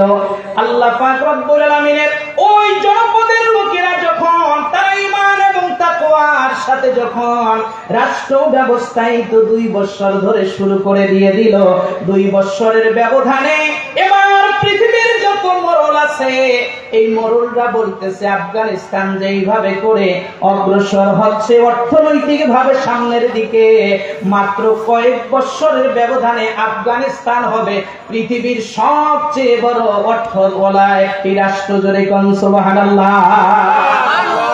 আল্লাহ বলেন জনপদের লোকেরা যদি ঈমান এবং তাকওয়াবান যদি হয়ে যায়, আসমানের দরজা খুলে দিবেন কে? আল্লাহ। জমিনের দরজা খুলে দিবেন কে? আল্লাহ।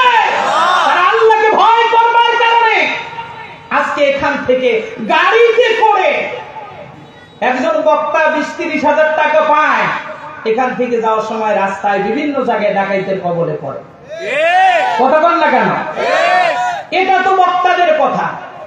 নেতা নেত্রীরাও নিরাপদে চলতে পারে না, এখানে সেখানে ডাকাতের আক্রমণের শিকার হচ্ছে সাধারণ মানুষ। গার্মেন্টসে হাড় ভাঙা পরিশ্রম করে 10-15 হাজার টাকা বেতন উঠাইছে, ওই ডেল্টা মোড় থেকে এনায়েতপুর তার বাসা এই পর্যন্ত যাবে, নিরাপত্তা নাই। টাকাটা নিয়ে একবার চিন্তা করে স্বামীরে ফোন দেয়, ছেলেরে ফোন দেয়, বলে আসো বেতন পাইছি, যদি একা যায় তাহলে বিপদ আছে।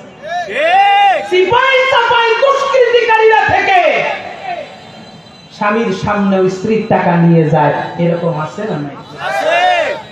কিন্তু এই আফগানের মানুষেরা কি করলো? তারা আল্লাহকে ভয় করার কারণে একটা পলিথিন, সাদা পলিথিনে লক্ষ লক্ষ টাকা তারা নিয়ে নিরাপদে হেঁটে যায়। কোনো গার্ড নাই, কিচ্ছু নাই, সীতা নাই, কোবরা নাই, পুলিশ নাই, মিডিয়ার নাই, সেনাবাহিনী নাই, চলছে নিরাপদে। কেউ নেওয়ার আত্মসাৎ করার পরিকল্পনাও করে না। কথা বলেন না কেন? ঠিক না বা ঠিক? এই জন্য আমরা বলি বাংলাদেশের এই জনগণ এবং এই রাষ্ট্রকে যদি অর্থনৈতিকভাবে সমৃদ্ধশালী করতে হয় তাহলে চিকা দিয়ে, কোপড়া দিয়ে, পুলিশ দিয়ে, সেনাবাহিনী দিয়ে, র্যাব দিয়ে এটা কখনোই সম্ভব হবে না। সম্ভব হবে তখন আল্লাহর ভয় দিলের ভিতরে থাকবে যখন। কথা বলেন ঠিক না ঠিক? আল্লাহর ভয় ছাড়া সম্ভব না। বলেন পুলিশেরা যে দায়িত্ব পালন করে এইটা কি চাকরি শুধু নাকি মহান একটি দায়িত্ব? এই দায়িত্বের চেয়ারে বসে ঘুষ খায় এমন পুলিশ মনে হয় বাংলাদেশে ছিল না।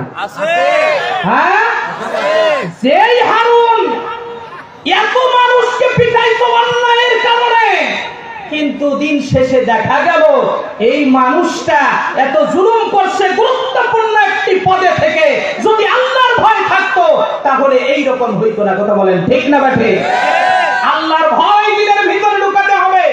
জনপদের কর্মী যেমন, জনগণ যেমন আল্লাহকে ভয় করবে, নেতা নেত্রীরাও যদি ওইভাবে করে আল্লাহ ভীতি অন্তঃকরণের ভিতরে হয়, হাক্কা তুকাতিহি ভয় করার মতো যদি ভয় করতে পারে তাহলে দেশের টাকা বিদেশে পাচার করে বেতন পাড়া বানাতে পারে না। কথা বলেন ঠিক না বেঠিক?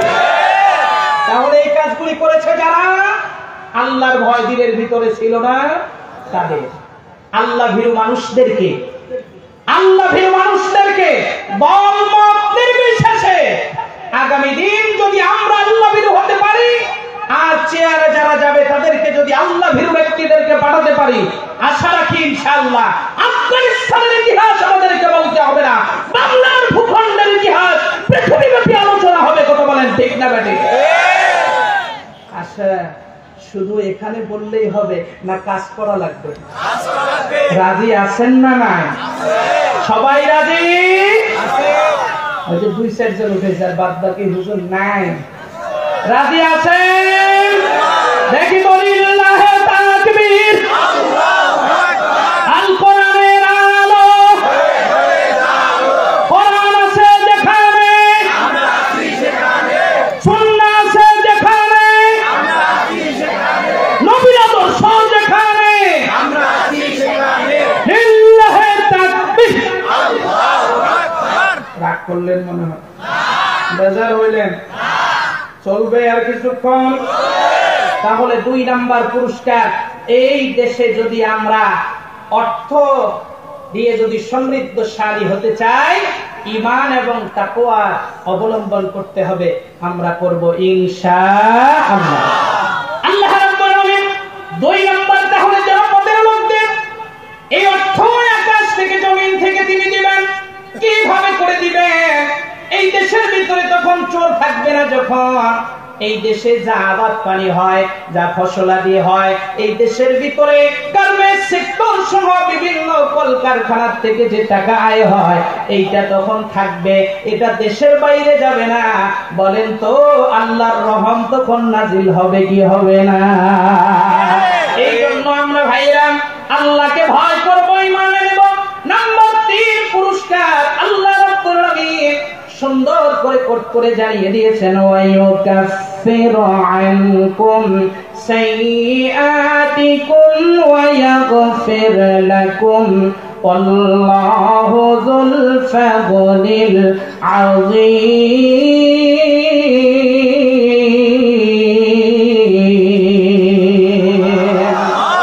আল্লাহর প্রতি ঈমান আনবে যারা, আল্লাহকে ভয় করার মতো ভয় করবে যারা, আল্লাহ পাক রব্বুল আলামিন পরের অংশে 3 নাম্বার পুরস্কারের ঘোষণা দিয়েছেন। ওই ব্যক্তিদের জীবনের গুনাহ খাতা যা কিছু আছে এগুলা আমি আল্লাহ maaf করে দিব, তাদের কোনো পেরেশানি থাকবে না। একটু জোরে জোরে বলা যাবে কি সুবহানাল্লাহ? তাহলে তাকওয়া অবলম্বন করবে যারা, আল্লাহকে ভয় করার মতো ভয় করবে যারা, ও আমার গাজীপুর জরুনের ভাইরা, 3 নাম্বার পুরস্কার হইল তাদের কোনো পেরেশানি থাকবে না।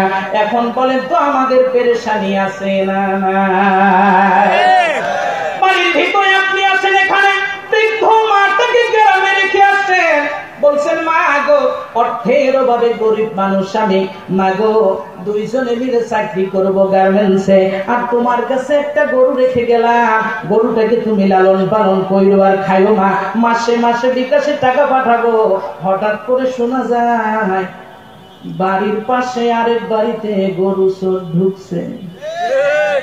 কথা কয় না? গ্রামের মানুষ নাই?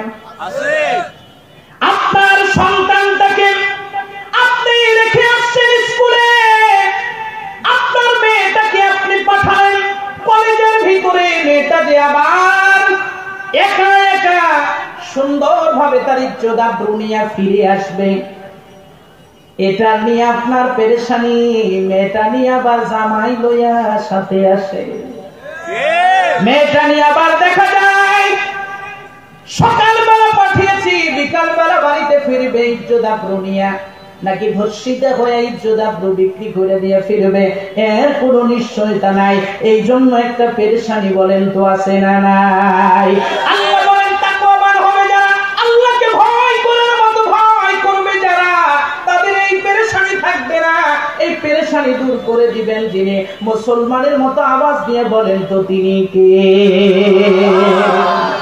নাম্বার 7 নাম্বার, আল্লাহ রাব্বুল আলামিন বলেন যারা তাকওয়া অবলম্বন করবে, আমি আল্লাহ পাক রব্বুল আলামিন তারা যে অবস্থায় যে আবদ্ধতার ভিতরেই থাক না কেন, আমি আল্লাহ তাআলা তাদেরকে রাস্তা দেখায়া দিয়ে দিব। জোরে কোন সুবহানাল্লাহ। আল্লাহ পাক রব্বুল আলামিন কোরআনুল কারীমের ভিতরে সুন্দর করে কোট করে জানিয়ে দিয়েছেন সূরা তারাকের 2 নম্বর আয়াতে, ওয়া মান ইয়াত্তাকিল্লাহা ইয়াজআল লাহু মাখরাজা ওয়া ইয়ারযুকুহু মিন হাইসু লা ইয়াহতাসিব। চিৎকার দিয়ে কোন আল্লাহু আকবার।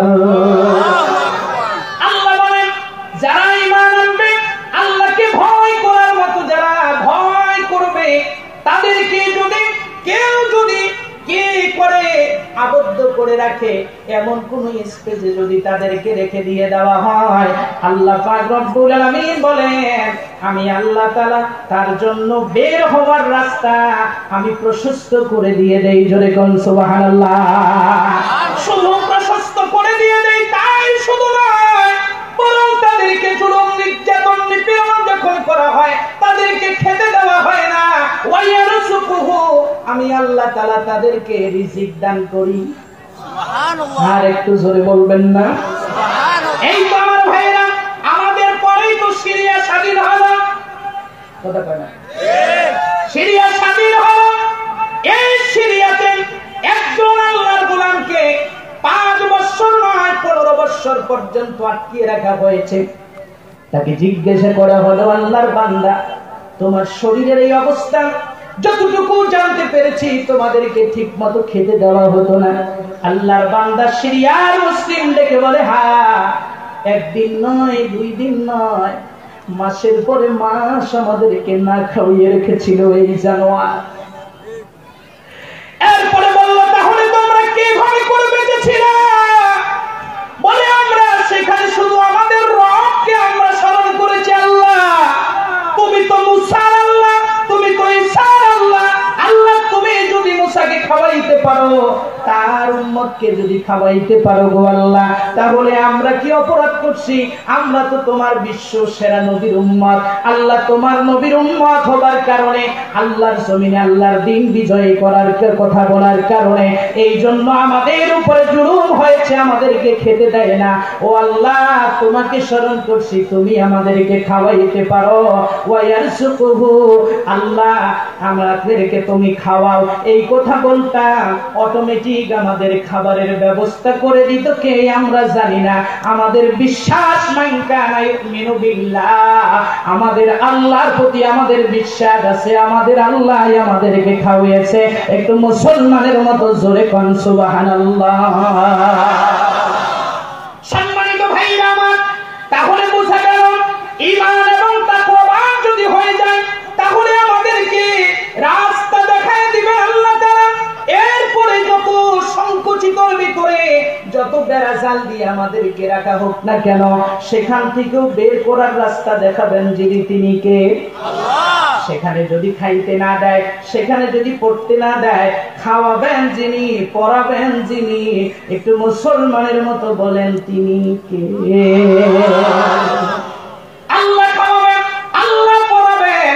এই ভয় ভীতি যদি আমরা অনুসরণ অনুকরণ করতে পারি, নাম্বার 5 নাম্বার পুরস্কারের কথা আমার আল্লাহ তাআলা সুন্দর করে কোট করে জানিয়ে দিয়েছেন। বান্দা শোনো, 5 নাম্বার পুরস্কার হলো ইন্নালিল মুত্তাকিনা ইনদা রাব্বিহিম জান্নাতিন নাঈম।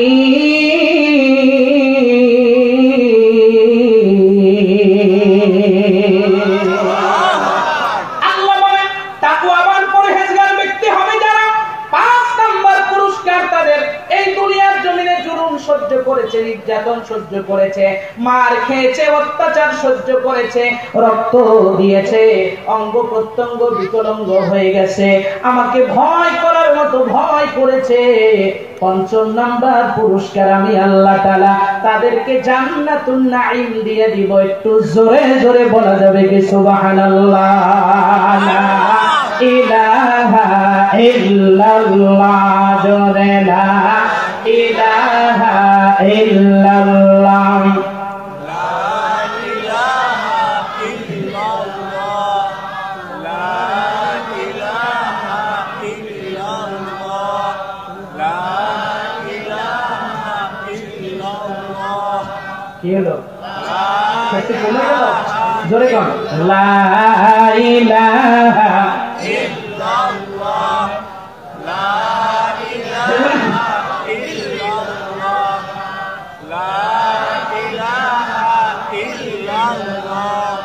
لا إله إلا الله محمد رسول الله।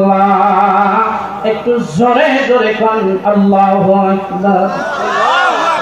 হয় না, আরেকবার মায়ার সুরে ডাক দিয়ে বলেন আল্লাহু আকবার। এবার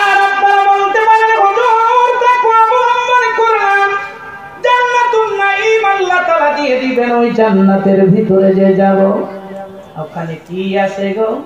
আল্লাহ বলেন কি আছে শুনতে চাও? জান্নাতুন নাঈম। জান্নাতের ভিতরে যখন যাবে, দুনিয়ার জমিনের ভিতরে রাইফি হুজুরের ওয়াজ শুনছিলা, আর আবু সাঈদ নাসারী হুজুরের কণ্ঠে তাফসীর শুনছিলা, ওয়াজ শুনছিলা, কোরআন তেলাওয়াত শুনছিলা, মাওলানা বজলুর রশিদ আশরাফীর কণ্ঠে কোরআন শুনছিলা। আমি আল্লাহ তাআলা জান্নাতের ভিতরে তোমাদেরকে নিজেই কোরআন শোনাইয়া দিয়ে দিব। সুবহানাল্লাহ। কে শোনাবে বলেন? আল্লাহ। আল্লাহ তাআলা এই বান্দাগুলো দুনিয়ার জমিনে জুলুম, নির্যাতন, নিষ্পেষণ সহ্য করেছে যারা, এই মানুষগুলো যখন জান্নাতের ভিতরে যাবে, আল্লাহ পাক রব্বুল আলামিন ফেরেশতার মাধ্যমে তাদের খোঁজ খবরিয়াত নেওয়ার জন্য পাঠাবেন, বলবেন যাও আমার জান্নাতীদেরকে জিজ্ঞাসা করো, তাদেরকে যে আমি নাজ নিয়ামত দিতে চেয়েছিলাম, তারা কি আমার নাজ নিয়ামত পেয়েছে নাকি পায় নাই? এবার আল্লাহর ফেরেশতা এসে বলবে আব্দুর রহিম, ও মামুর রহিম, ও মাসরুর রহিম, দুনিয়ার জমিনে যে আল্লাহ জান্নাতে নাজ নিয়ামতের কথা বলছিল, এই নাজ নিয়ামত কি তুমি পাইছো নাকি পাও নাই? এবার বলবে যা আল্লাহ ওয়াদা করছিল, ওয়াদাল্লাহি হাক্কা, আল্লাহর ওয়াদা সত্য, আল্লাহ যা বলছিল তার চেয়ে বেশি পেয়ে গেছি। জোরে কোন সুবহানাল্লাহ। যা চাইছিলাম আল্লাহ যা বলছিল তার থেকে অনেক গুণে বেশি আমাদেরকে দিয়েছেন। জোরে বলবেন না সুবহানাল্লাহ।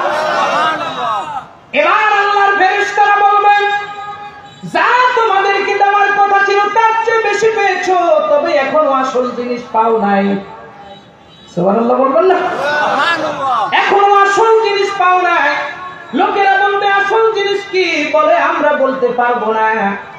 সাথে সাথে সমস্ত জান্নাতি ব্যক্তিরা দৌড় দিয়ে যাবে মাওলানা সাহেবদের কাছে, আলেমদের কাছে, তাকওয়াবান আল্লাহ ভীরু আলেমদের কাছে যাবে, গিয়ে বলবে আলেম সাহেব আল্লাহ যে নাজ নিয়ামতের কথা বলছিলেন তার চেয়ে তো বেশি পাইছি, কিন্তু ফেরেশতা বলল আসল যে নাজ নিয়ামত ওইটাই নাকি এখনো পাই নাই।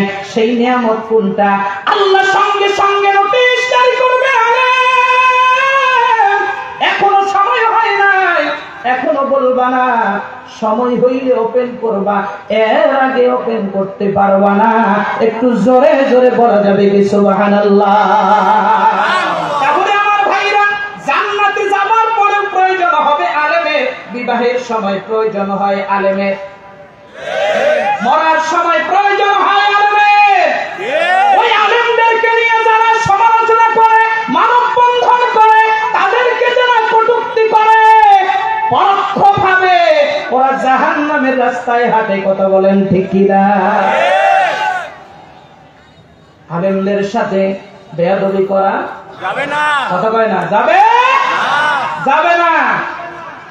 আলেমদের এই ভালোবাসা পেয়ে একজন ব্যক্তি খুব ভালো খাপ দেখাইছিল, সংসদে গিয়া কোরআনের দলিল দিছিল, আমরাও তাদেরকে সাধুবাদ জানিয়েছিলাম, মসজিদের মেম্বার থেকে শুরু করে মাহফিলের চেয়ার পর্যন্ত। আর যখন মিজানুর রহমান আজহারীকে নিয়ে কথা বলছো, আমরা ধিক্কার জানাই তোমার মতো হারুনুর রশিদকে। কথা বলেন ঠিক কিনা? তাকবীর, লিল্লাহি তাকবীর। সম্মানিত ভাই সাহেব, ৩৬শে জুলাই গণঅভ্যুত্থানের মাধ্যমে এই দেশকে দ্বিতীয়বারের মতো স্বাধীন করা হয়েছে। এই যে গণবিপ্লব হলো, এই গণবিপ্লবে অনেক মানুষের জীবন গেছে, অনেকেই বিকলাঙ্গ হয়েছে। এই যে যারা চলে গেল আর যারা বিকলাঙ্গ হইল, শুধু চেয়ারের জন্য, মারামারি করার জন্য।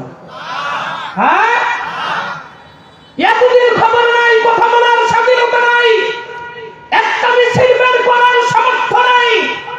যেই মিছিল স্বাধীনভাবে করার, হাতটাকে এইভাবে করে পিছনে দিয়া ঝাঁকাবার এই সুবিধা যে ছাত্ররা করে দিয়েছে, ওদেরকে যারা বিভ্রাঙ্গুলি দেখায়, আগামী দিনে তাদেরকে ছাত্র সমাজ সহ আলেম সমাজ বয়কট করবে। কথা বলেন ঠিক কিনা?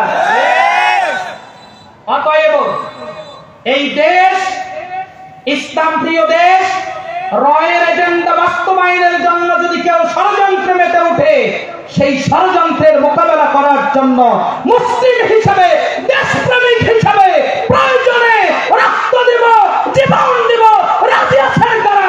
দুই হাত তুলে দেখান। নারায়ে তাকবীর, নারায়ে তাকবীর। আল্লাহু আকবার। আল কোরআনের আলো, সংসদে চালো, আল কোরআনের আলো, স্বৈরাচারের দালালি, হুঁশিয়ার শব্দ। নারায়ে তাকবীর। সম্মানিত ভাইরা আমার, তাহলে জান্নাতে যাবার পরে আলেমদেরকে লাগবে। এবার সমস্ত জান্নাতীরা দৌড় দিয়ে আলেমদের কাছে যখন যাবে, আলেমরা ডাক দিয়ে বলবে এখনো জান্নাতীরা সময় হয় নাই, আমরা তোমাদেরকে বলতে পারবো না। কিছুক্ষণ পরে আবার আল্লাহ তাআলা তাদেরকে নাজ নিয়ামত দিয়ে ভরপুর করে দিয়ে দিবেন। এরপরে আল্লাহ তাআলা আবার ফেরেশতা পাঠাবেন, বলবে তাদেরকে যা দিতে চেয়েছিলাম তারা কি পেয়েছে কিনা। এইবার জান্নাতীরা ডাক দিয়ে বলবে হ্যাঁ, যা চেয়েছিলাম, যা আমাদেরকে দেওয়ার প্রতিশ্রুতি আমার আল্লাহ দিয়েছিলেন, তার চেয়ে অনেক অনেক গুণ বেশি দিয়েছেন। একটু জোরে জোরে বলা যাবে কি সুবহানাল্লাহ? এবার ফেরেশতারা আবার দেখে বলবে মূল জিনিস এখনো দেওয়া হয় নাই, যা তোমাদেরকে দিতে চাওয়া হয়েছিল মূল জিনিস এখনো বাকি। এই মূল জিনিসটা তোমরা পাবা একটুখানি পরে। এবার আলেম সাহেবদের কাছে যখন চলে যাবে, আল্লাহ তাআলা এবার ডাক দিয়ে বলবেন লিল্লাহি তাকবীর, আল্লাহু আকবার, নারায়ে তাকবীর। আল্লাহু আকবার। প্রধান বক্তার আগমন, শুভেচ্ছা স্বাগতম, জরুনবাসীর পক্ষ থেকে গোলাপ শুভেচ্ছা, মাওলানা আবু সাঈদ নাসারী সাহেবের আগমন, শুভেচ্ছা স্বাগতম। নারায়ে তাকবীর। খুশি না বেজার? কারা কারা খুশি না হাত উঠান। কারা কারা খুশি? লিল্লাহি তাকবীর। হাতটা একটু নাড়াচাড়া দেন তো দেখি। যারা দাঁড়িয়ে আছেন বসে পড়েন তো দেখি। ওই যে এবার গুছাইছে, শয়তানে ওদের হ্যান্ডেল মারতেছে। বসে, হাতটা মার। তাহলে জান্নাতেও দরকার কার? আলেমের। দুনিয়ায় বিধানগুলি দেখাইলে ওদিন কাজে আসবে তো? কথা কয় না, আসবে? আসবে না। এজন্য আলেমদের সাথে বেয়াদবি করা যাবে? আল্লাহ তাআলা সঙ্গে সঙ্গে বলবেন, এখন আর চুপ করে থাকলে হবে না, এবার ওপেন করে দিয়ে দাও। সুবহানাল্লাহ। আলেম এইবার বলবেন, ও জান্নাতীরা, তোমরা যারা তাকওয়া অবলম্বন করার কারণে জান্নাতের ভিতরে আসছো, আল্লাহকে না দেখার পরেও সব জায়গায় ভয় করছো, আজকে আল্লাহ তোমাদেরকে দিদার দিবেন, সরাসরি তোমরা দেখতে পারবা। জান্নাতে ব্যক্তিরা মাজিদ নামক স্থানের ভিতরে আল্লাহ তাআলা মাইকিং করাবেন ফেরেশতার মাধ্যমে। মাজিদ নামক স্থানে সবাই একত্রিত হয়ে যাবে। আল্লাহ তাআলা যেন সেখানে আমাদেরকে একটু জায়গা করে দেন। যাওয়ার দরকার নাই, আল্লাহ যেন একটু জায়গা করে দেন। আল্লাহর বান্দারা তাকওয়া অবলম্বন করেছিল যারা, তারা হাজির হয়ে যাবে। স্টেজ হবে, স্টেজের ভিতরে সভাপতির আসনে থাকবেন যিনি মহান রব্বুল আলামিন, তিনি প্রধান বক্তা হিসেবে মুহাম্মদুর রাসূলুল্লাহ সাল্লাল্লাহু আলাইহি ওয়াসাল্লামকে আল্লাহ রাখবেন। সমস্ত নবীরা বিশেষ বক্তা হিসেবে স্টেজের ভিতরে উপস্থিত থাকবে। আমার আল্লাহ তাআলা এইবার সরাসরি বান্দার সাথে মোলাকাত করবেন সালামের মাধ্যমে। সালাম হয়ে যাবে, আল্লাহ এইবার বলবে অনুষ্ঠান সূচি শুরু করে দিয়ে দাও। অনুষ্ঠান সূচি শুরুতেই আল্লাহর কোরআন থেকে তেলাওয়াত শুরু হয়ে যাবে। জিবরাইল আমিন মাইক্রোফোনটা ধরে চুপ করে কি করতে বিমূঢ় হয়ে দাঁড়িয়ে থাকবে। আল্লাহ তাআলা সঙ্গে সঙ্গে ডাক দিয়ে বলবে, ও জিবরাইল, চুপ করে থাকলে হবে না, নবী দাউদ রে দিয়া কোরআনের উদ্বোধনী তেলাওয়াতটা দিয়ে দাও। দাউদ নবী, তিনার কাছে তো কোরআন নাযিল হয় নাই, তিনি কিভাবে করে কোরআন পড়বে? আল্লাহ যখনই হুকুম নাযিল করবে, সাথে সাথে দাউদ নবী 30 পারা কোরআনের হাফেজ হয়ে যাবে। আল্লামা ইদ্রিস কান্দেহলভী দেখেন, 30 পারা কোরআনের হাফেজ যখন তিনি হয়ে যাবেন, এবার তিনাকে যখন পড়তে বলা হবে, তিনি এইবার শুরু করে দিয়ে দিবেন আল্লাহর কোরআন তেলাওয়াত। তেলাওয়াত চলতে থাকবে, আর দাউদের কণ্ঠের তেলাওয়াত শুনে আগত যতগুলি জান্নাতি ব্যক্তি সকলেই গলা কাটা মুরগির মতো লাফাইতে থাকবে, লাফাইতে থাকবে। এইভাবে করে লাফাতে লাফাতে এমন একটা ঘুম দিবে, ইদ্রিস কান্দেহলভী রাহমাতুল্লাহি আলাইহি লিখেন, এক ঘুমে তারা কয়েক বছর কেটে যাবে। জোরে কোন সুবহানাল্লাহ। এরপরে আল্লাহ তাআলা ডাকবেন জিবরাইল, আর করোনা দেরি, এই কোরআনের জন্য দাউদ তো ওই যে বদরের প্রান্তরে রক্ত ঝরায় নাই গো, উহুদের প্রান্তরে দমদম মোবারক শহীদ করে নাই, তাইফের ময়দানে রক্ত ঝরায় নাই। যেই কোরআনের জন্য আমার নবী মুহাম্মদুর রাসূলুল্লাহ রক্ত ঝরিয়েছে, দমদম মোবারক শহীদ করে দিয়েছে, ওই নবী মুহাম্মদুর রাসূলুল্লাহ তেলাওয়াতটা এবার শুরু করে দিয়ে দাও। শুনবেন যারা একটু জোরে জোরে বলুন তো সুবহানাল্লাহ। আল্লাহর হাবিব এইবার তিনি কোরআন তেলাওয়াত শুরু করবেন, সেইটা হলো সূরাতুল ইয়াসিন। দাউদের চেয়ে কয়েক হাজার গুণ বেশি তেলাওয়াতে মধু জড়ানো থাকবে, কারণ যেই মা সন্তান পেটে নিয়েছে, সন্তানের প্রতি দরদ তার বেশি নাকি খালার বেশি? মার বেশি। নবী এই কোরআনের জন্য রক্ত ঝরিয়েছে, জেল খেটেছে, এই কোরআনের জন্য নবীজি আমার দান্দান মোবারক শহীদ করেছেন। এই কোরআনের জন্য নবী হিজরত করে মাতৃভূমি ছেড়ে তিনি মদিনায় চলে গিয়েছেন। এই কোরআনের প্রতি মায়া অনেক বেশি হবার কারণে নবীজির তেলাওয়াতের মাত্রাটাও খুব বেশি সুন্দর হবে। জোরে কোন সুবহানাল্লাহ। মুরগির মতো জান্নাতি ব্যক্তিরা লাফাবে, শুধু তা নয়, স্টেজের ভিতরে যারা বসা থাকবে নবীরা পর্যন্ত গলা কাটা মুরগির মতো লাফাইতে থাকবে, লাফাইতে লাফাইতে এইভাবে করে 1 বছর 2 বছর নয়। ইদ্রিস কান্দেহ নবী রাহমাতুল্লাহি আলাইহি লিখেন, দুনিয়ার গণনা মতে কয়েক হাজার বছর কেটে যাবে। সুবহানাল্লাহ। এরপরে আল্লাহ পাক রব্বুল আলামিন বলবে, দাউদের তেলাওয়াত শুনলা, আমার নবীর তেলাওয়াত শুনলা, আমি যে কোরআন নাজিল করেছি আমার তেলাওয়াতটা কি তোমরা শুনবা কিনা? একসাথে ঝাঁকুনি দিয়া সমস্ত জান্নাতীরা বলবে, আল্লাহ অবশ্যই শুনবো। জোরে বলেন সুবহানাল্লাহ। আল্লাহ সেই দিন তেলাওয়াত করবে, আমরা পড়ি আর রহমান, আল্লাহ সেই দিন আর রহমান পড়বে না, আল্লাহ সেই দিন তেলাওয়াত শুরু করবেন, أنا الرحمن علم القرآن خلق الإنسان علمه البيان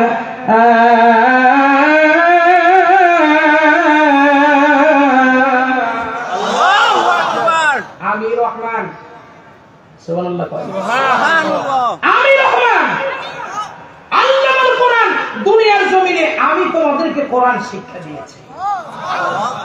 কে শিক্ষা দিয়েছে? আল্লাহ। খলাকাল ইনসান, আমি তোমাদেরকে সৃষ্টি করছি। আল্লাহুল বায়ান, আবার কথা বলার শক্তি আমি আল্লাহ তাআলা দিয়েছি। কুওয়াতে নাতিকা, এই কথা বলা, ওয়াজ করা, নসিহত করা, এই কথা বলার শক্তিটা আমি আল্লাহ তাআলা দিয়েছি, পৃথিবীর কোনো মানুষ দেয় নাই। এই জন্য যিনি বানিয়েছেন তিনি কোরআন শিক্ষা দিয়েছেন। কোরআন যেই আল্লাহ তাআলা মানুষকে শিক্ষা দিয়েছে, কোরআনের ধারক বাহকদেরকে নিয়ে যারা কটু কথা বলে, দেখতে মানুষের মতো হইলেও ওরা চতুষ্পদ জানোয়ারের চেয়ে নিকৃষ্ট কথা বলেন, ঠিক কিনা? কথা বলার শক্তি দিয়েছে বলে যা মন চায় তাই বলবেন, এটা হতে পারে না। মুখ সামলিয়ে কথা বলতে হবে। যে আল্লাহ দিয়েছেন ওই আল্লাহ মুখটাকে বন্ধ করেও দিতে পারেন, নাকি পারে না? পারে না। তাহলে আমরা কথা বলছিলাম, ইত্তাকুল্লাহ হাক্কা তুকাতিহি, আল্লাহকে ভয় করার মতো ভয় করতে হবে। ভয় করলে আল্লাহ তাআলা 5টা পুরস্কার দিবে। তন্মধ্যে 5 নম্বর হচ্ছে জান্নাতুন নাঈম আল্লাহ তাআলা দিবেন। সেই জান্নাতে আল্লাহ তাআলা যেন আমাদেরকে জায়গা করে দেন, তাকওয়াবান হওয়ার জন্য তৌফিক দান করেন। নাম্বার শেষ, ওয়ালা তামুতুন্না, মৃত্যুবরণ করিও না। কি না হয়ে? বলেন বলেন, কি না হয়ে? আমাদের পরিচয় আমরা কি মুসলমান না বাঙালি? কথা কয় না দেখি, বাঙালি না মুসলমান? ধর্মীয় দিক থেকে আমরা হলাম মুসলিম। আমাদের পরিচয় আমরা কি? আর পরে হলাম জাতিগত ভাবে আগে মুসলমান পরে বাঙালি। কথা কয় না, আগে মুসলমান পরে নাকি বাঙালি? আমরা আগে কি মুসলমান, তারপরে বাঙালি। মনে থাকবে ইনশাআল্লাহ। মুসলমান না হয়ে বাঙালি হয়ে যদি কবরে যান, লাঠি পিটুনি আছে। ঠিক। আল্লাহ তাআলা যতগুলি কথা বলালেন এর উপরে সর্বপ্রথম আমাকে আমল করার তৌফিক দান করুন। আমিন।